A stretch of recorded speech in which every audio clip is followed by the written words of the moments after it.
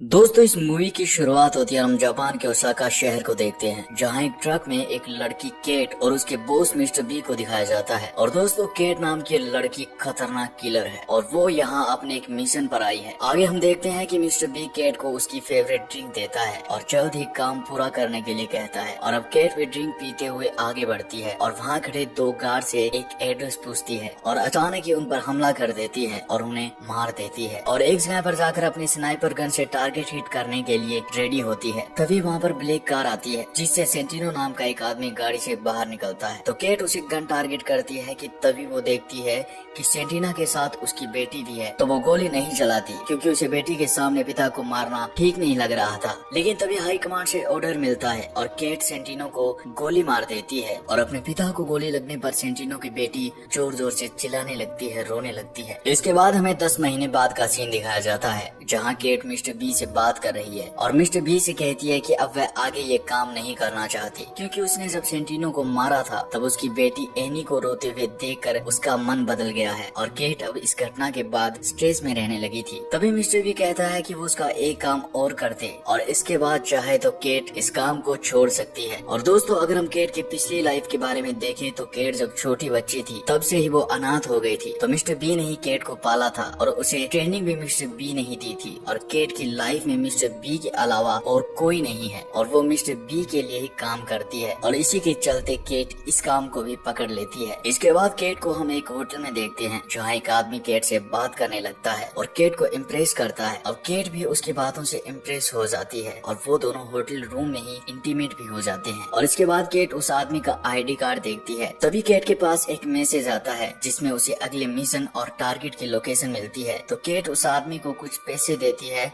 और अपनी गन लेकर टारगेट स्पॉट पर पहुंच जाती है। और जब वो अपने टारगेट को देखती है, जो कि सेंटिनो का भाई किजिमा था, जो उस टाइम जब सेंटिनो को केट ने गोली मारी थी उसके साथ था। लेकिन जब सेंटिनो को मारा गया तो किजिमा वहाँ से दूसरी गाड़ी में भाग गया था। और जब केट किजिमा पर गोली चलाती है तो अचानक उसे एक झटका फील होता है और उसका निशाना चूक जाता है। लेकिन फिर भी वो किजिमा पर गोलियां चलाती है, पर तब तक किजिमा के आदमी उसे वहाँ से बचाकर निकल जाते हैं और केट भी किसी तरह से वहाँ से बचकर भागने लगती है और किजिमा के आदमी उसका पीछा करने लगते हैं। और इसी बीच केट की गाड़ी की खतरनाक टक्कर होती है और गाड़ी के चिथड़े उड़ जाते हैं। अब अगले सीन में हम केट को हॉस्पिटल में देखते हैं, जहाँ केट के नाक पर एक हल्की सी चोट आई थी। लेकिन तभी डॉक्टर उसे बताता है कि उसे खतरनाक जहर दिया गया है और उसकी बॉडी पर असर दिखाना शुरू कर दिया है। अब केट के पास कुछ ही टाइम बचा है और इस जहर की वजह से ही एक दिन में ही केट की मौत हो जाएगी। और ये सुनकर केट सोचने लगती है और फ्लैशबैक में हम देखते हैं कि केट जिस आदमी के साथ होटल में इंटीमेट हुई थी उसी के साथ उसने ड्रिंक भी की थी, यानी कि उसी ड्रिंक में केट को जहर दिया गया था। इसके बाद केट हॉस्पिटल में रूम से बाहर निकलती है और एक पुलिस ऑफिसर से टकराकर गन निकाल लेती है और एक डॉक्टर को गन पॉइंट कर उसे पॉइजन का एंटीडोट देने के लिए कहती है और डॉक्टर उसे एंटीडोट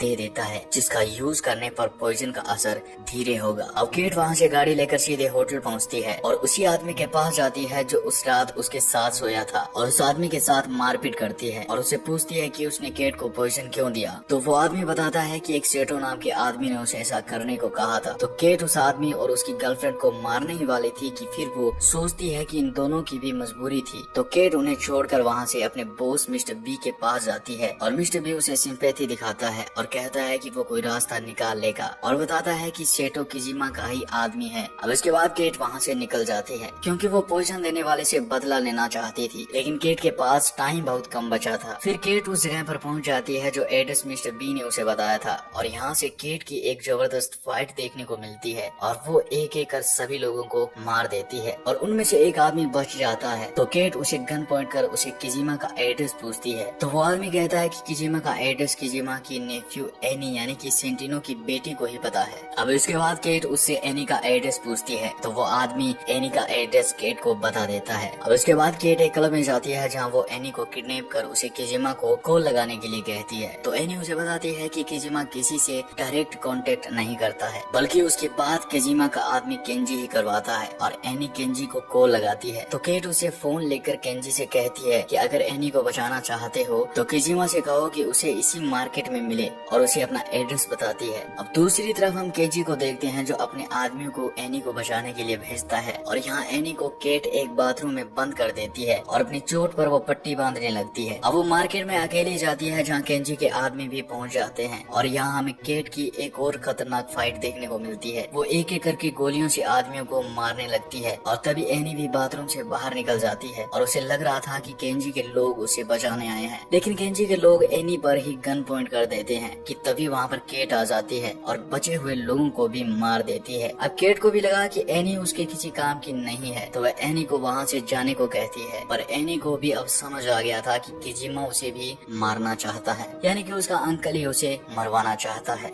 लेकिन तभी एनी कहती है कि वो केट के साथ रहना चाहती है, पर केट पहले तो उसे मना कर देती है, पर एनी कहती है कि वो अब सेफ नहीं है और काफी रिक्वेस्ट करने पर केट भी मान जाती है। और यहाँ एनी का बिहेवियर केट के साथ बहुत बुरा था, पर यहाँ से उन दोनों की बॉन्डिंग अच्छी होने लगती है और एनी केट के लिए एक टी शर्ट भी लेती है और केट को एक बिल्डिंग के बारे में बताती है। और असल में केंजी एक ही होता है और वो एक बिल्डिंग में अपने बॉयफ्रेंड के साथ रहता था और यह भी बताती है कि इस बिल्डिंग में गार्ड्स भी होते हैं। और इसके बाद वो दोनों मिलकर एक प्लान बनाती है और प्लान के मुताबिक एनी मेन गेट से उस बिल्डिंग में जाती है और गार्ड्स का ध्यान डिस्ट्रैक्ट करती है और केट भी मौका पाकर पीछे से बिल्डिंग के अंदर आ जाती है और गार्ड्स को मार देती है। और केट केंजी के बॉयफ्रेंड से केंजी का पता पूछती है, लेकिन वो केंजी का पता नहीं बताता है और केट पर अटैक कर देता है और अब दोनों के बीच में फाइट होती है और वो आदमी केट को मारने ही वाला था कि तभी एनी केट की गन उठाती है और उस आदमी पर फायर करती है और वो आदमी वहीं पर मर जाता है। पर उसका खून करने के बाद एनी को बहुत बुरा लग रहा था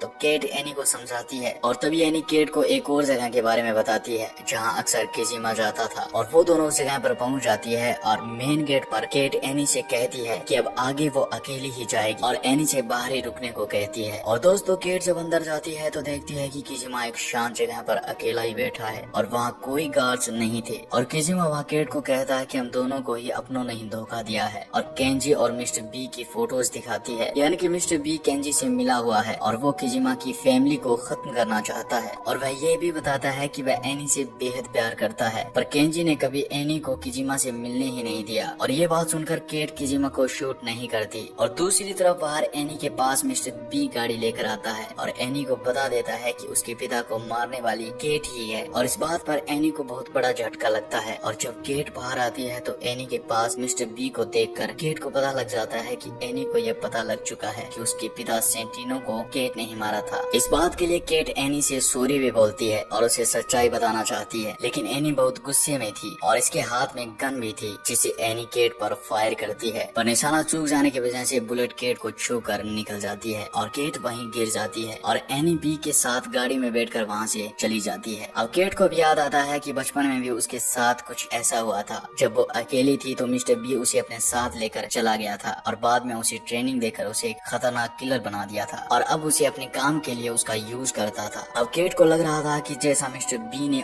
केट के साथ किया सेम वैसा ही वह एनी के साथ भी करेगा। अब केट को जब होश आता है तो उसके पास किजिमा आता है और केट और किजिमा वह उसके आदमी एनी को बचाने के लिए जाते हैं। अब दूसरी तरफ मिस्टर बी एनी को लेकर केंजी के पास जाता है और केंजी पर गुस्सा करता है कि उसने केट को पॉइजन क्यों दिया। तो केंजी कहता है कि तुमने ही कहा था कि अगर केट ये काम छोड़ देगी तो हम उसे मार देंगे। यहाँ से हमें पता चलता है कि केंजी और मिस्टर बी दोनों पहले से ही मिले हुए थे। तो अब केंजी पूछता है कि तुम यहाँ एनी को क्यों लेकर आए हो, तो मिस्टर बी कहता है कि आगे चलकर अब एनी ही केट की जगह लेगी, यानी कि वो अब एनी को ही एक किलर बनाकर उसका यूज करना चाहते हैं। और तभी किजिमा और केट अपने आदमियों के साथ वहाँ आ जाते हैं और वो एक एक करके सभी को मारने लगते हैं। तभी किजिमा और केंजी की भी फाइट होती है और किजिमा केंजी को खत्म कर देता है। अब उसके आगे मिस्टर बी और केट की फाइट होती है और मिस्टर बी जब हारने वाला था तो वह एनी पर गन पॉइंट करता है और एनी को मारने की धमकी देता है। तभी केट मिस्टर बी को शूट कर देती है और मिस्टर बी की भी वहीं पर डेथ हो जाती है। और अब लगभग एक दिन खत्म होने वाला था